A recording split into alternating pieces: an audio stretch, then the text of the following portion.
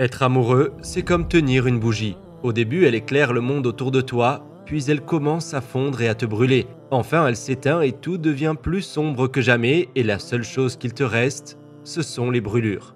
Apparemment, celui qui a dit cette phrase a dû avoir beaucoup d'expériences désagréables. Peut-être que certains d'entre vous ont dit « cette phrase exprime mes sentiments ». En fait, vous n'êtes pas seul. Une expérience a été menée sur ceux qui ressentaient la même chose, c'est-à-dire ceux qui avaient rompu avec leurs amoureux. Ils ont été interrogés sur leurs sentiments et des réponses surprenantes ont été données. Je vais vous parler des détails de cette expérience dans un instant, mais ne pensez-vous pas que les histoires de rupture sont en fait toujours les mêmes? Le déroulement d'une relation ne fonctionne-t-il pas toujours ainsi? Au début, tout va bien, vous vous échangez des mots d'amour, vous envoyez des messages comme bonjour, fais de beaux rêves, je t'aime. Ensuite, tu veux voir, tu veux tenir la main de ton amoureux, tu ne peux pas te retenir au milieu de ces sentiments intenses. Alors que la vie continue avec lui ou elle, ainsi tu commences à nouveau ta journée avec un beau message, mais tu reçois un autre message le soir. Je ne peux plus continuer. Tout d'un coup, tu es abasourdi, choqué. C'est un message auquel tu ne t'attendais pas, alors que tout allait si bien. Que s'est-il passé avec ce message? La vie dont tu rêvais, l'amour que tu pensais beau et heureux est bouleversé. Les jours passent, mais tu penses à ce qui s'est passé. Tu te sens triste, tu te sens honteux, et tu n'arrêtes pas de penser à elle. Tu te dis « Pourquoi ?» Tu essayes de comprendre, mais tu ne trouves pas de réponse. Son absence te pèse tellement.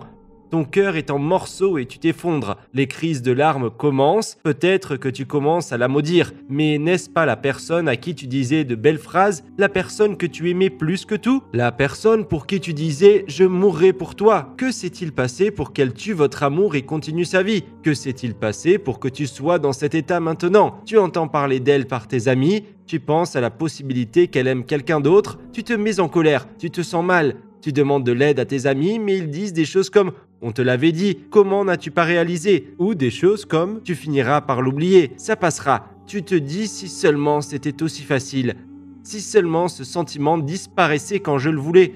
Puis tu te rends compte qu'avoir une relation en dehors du mariage a toujours été interdit en islam de toute façon. Peut-être que mon Seigneur voulait m'empêcher de vivre cette douleur maintenant. De nos jours, les films, les séries télé et les réseaux sociaux nous disent combien il est agréable de flirter, mais ils ne nous disent jamais combien les chansons tristes représentent la douleur que cela cause. Le flirt est appelé amour interdit en islam. Quand je dis cela, certains d'entre vous pourraient dire comment pouvons-nous nous marier alors? Comment pouvez-vous prendre cette décision importante sans connaître d'abord cette personne? En réalité, l'islam ne vous dit pas de vous marier sans jamais vous rencontrer. Vous apprendrez à vous connaître par la suite. Non, cette question est complètement mal comprise. J'y reviendrai dans un instant, mais maintenant, je veux citer une déclaration liée à ce sujet d'un des plus éminents savants de l'islam, Bediüzzaman Said Nursi. Il a dit « L'amour interdit, avec ses nombreux tourments comme la douleur de la jalousie, la douleur de la séparation et le sentiment d'un amour non réciproque, transforme ce petit plaisir en un miel empoisonné. » De l'extérieur, il semble délicieux, mais en réalité, c'est un type d'amour qui vous empoisonne de l'intérieur.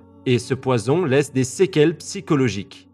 Il y a 5 principaux dommages dont je vais parler, mais avant de les expliquer, laissez-moi vous donner les résultats de l'expérience que je vous ai mentionnée au début, l'expérience sur les sentiments après une rupture. Ils ont mené cette expérience sur des centaines de personnes dont la plupart ont entre 18 et 25 ans.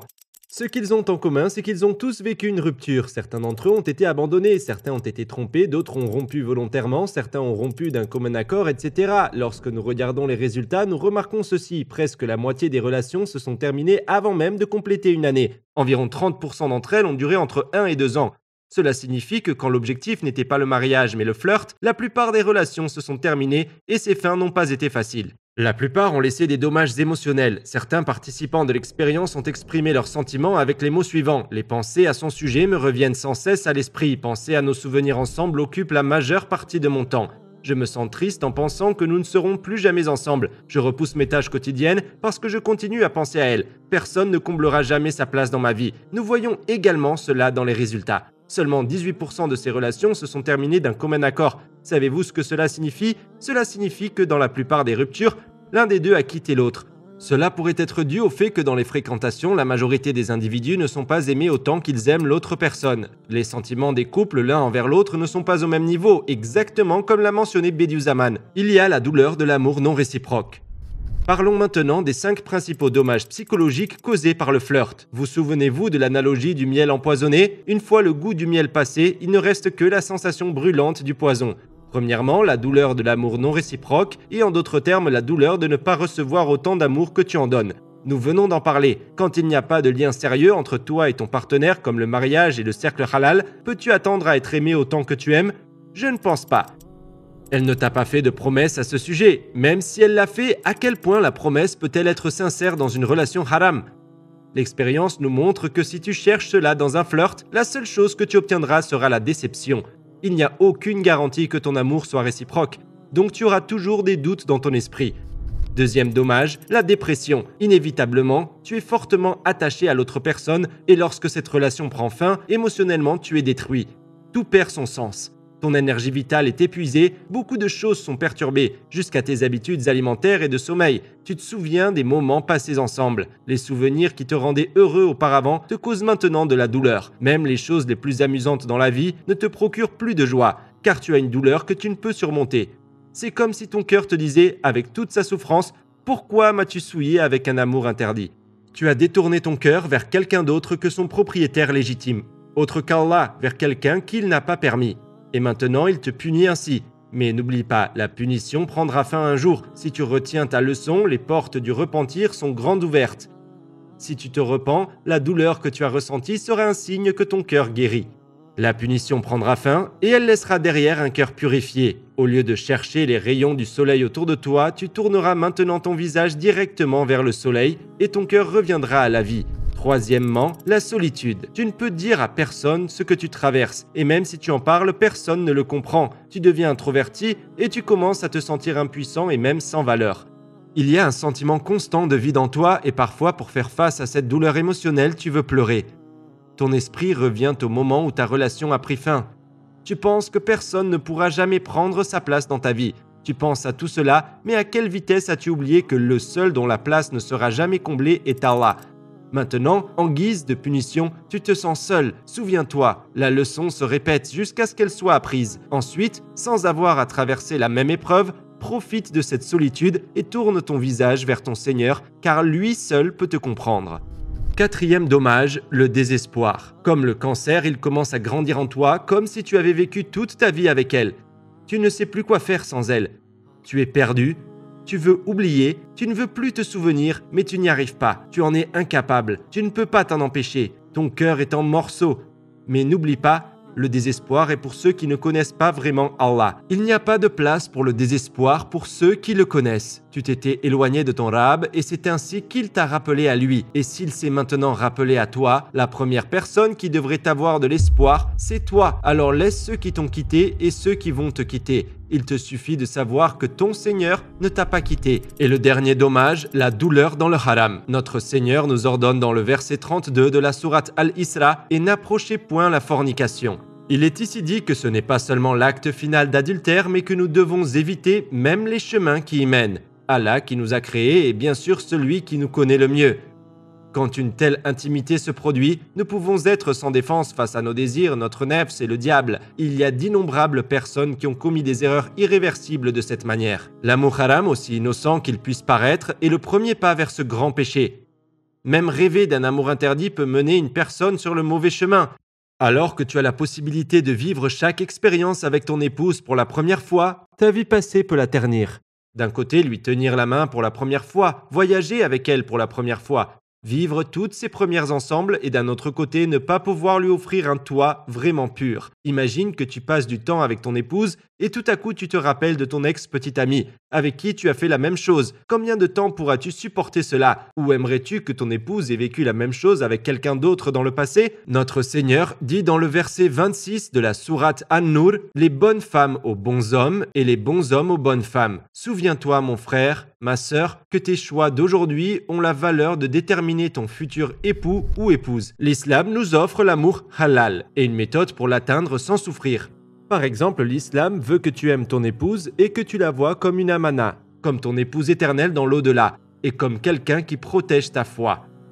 L'intention d'un couple qui s'aime pour Allah sont de gagner l'agrément d'Allah. Même la mort ne peut pas entraver cette relation, Chacun doit considérer l'autre comme un compagnon sur le chemin de l'éternité et un compagnon au paradis. La différence entre l'amour interdit et l'amour halal est comme celle entre le paradis et l'enfer dans les deux mondes. Maintenant, il est temps de répondre à la question qui vous intrigue peut-être le plus. Dans un mariage tel que décrit par l'islam, comment pouvons-nous connaître l'autre personne? Comment pouvons-nous nous marier? Sans flirt, est-il possible de vraiment connaître quelqu'un? N'est-ce pas risqué? Laissez-moi clarifier ce point. L'islam ne dit pas que vous ne pouvez vous connaître qu'après le mariage. Il y a une période pour apprendre à se connaître avant le mariage également. Mais ce que fait l'islam, c'est qu'il apporte du sérieux et implique les familles dans le processus. Il prend des précautions pour éviter la douleur et les erreurs. Les hommes et les femmes se rencontrent de manière à ne pas rester seuls. Ils se posent des questions mutuellement, ils ont l'occasion de pouvoir vraiment apprendre à se connaître, ils regardent s'il y a une attraction entre eux, ensuite ces rencontres continuent pendant un certain temps avec des questions posées en comprenant les mentalités de chacun, en voyant si leurs cœurs sont inclinés l'un vers l'autre. Cette affaire arrivera à une conclusion où ils pourront décider de ne pas continuer ces rencontres. Dans le flirt, les gens veulent généralement juste s'amuser, mais le mariage ne se limite pas à cela. S'amuser ensemble ne signifie pas nécessairement que il ou elle est la bonne personne. Ces deux personnes traverseront des moments difficiles, ils auront des désaccords, il y aura des crises à gérer, ils verront tous les aspects de la personnalité de l'autre, et si Allah le permet, ils élèveront ensuite des enfants ensemble. Voyez-vous, les couples qui flirtent pendant des années, se concentrant uniquement sur les sentiments et désirs, peuvent finir par divorcer en disant « je pensais te connaître ». Cependant, le processus de rencontre islamique, cela ne fonctionne pas de cette façon. L'objectif des deux parties n'est pas de convaincre l'autre personne, mais plutôt de décider si c'est la bonne personne. Le but ici est d'essayer de connaître l'autre personne dans chacun de ses aspects, les qualités positives et négatives. C'est pour apprendre de ses amis et de sa famille les aspects de cette personne avec lesquels vous pouvez ou non vous entendre, pour comprendre leurs attentes en matière de mariage et ce qu'ils ne veulent pas dans un mariage. En d'autres termes, c'est pour apprendre avec quoi vous allez devoir composer dès le tout début afin que vous deux puissiez bâtir votre relation sur des bases solides.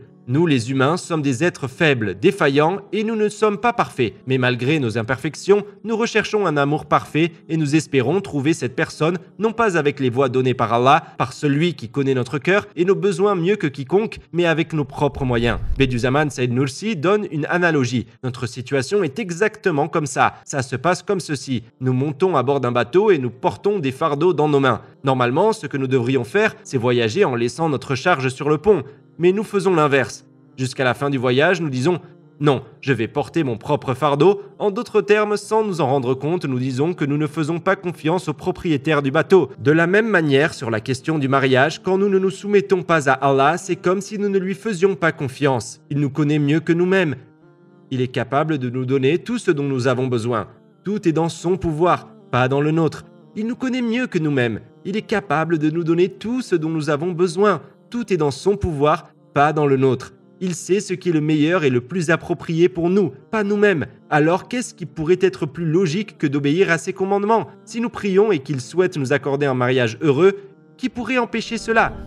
Puisque chaque situation que nous rencontrons est en réalité comme un message, une lettre qui nous parle d'Allah, le mariage aussi est à la fois une épreuve et une lettre pour nous faire connaître Allah. L'important est de bien comprendre le sens derrière ces situations.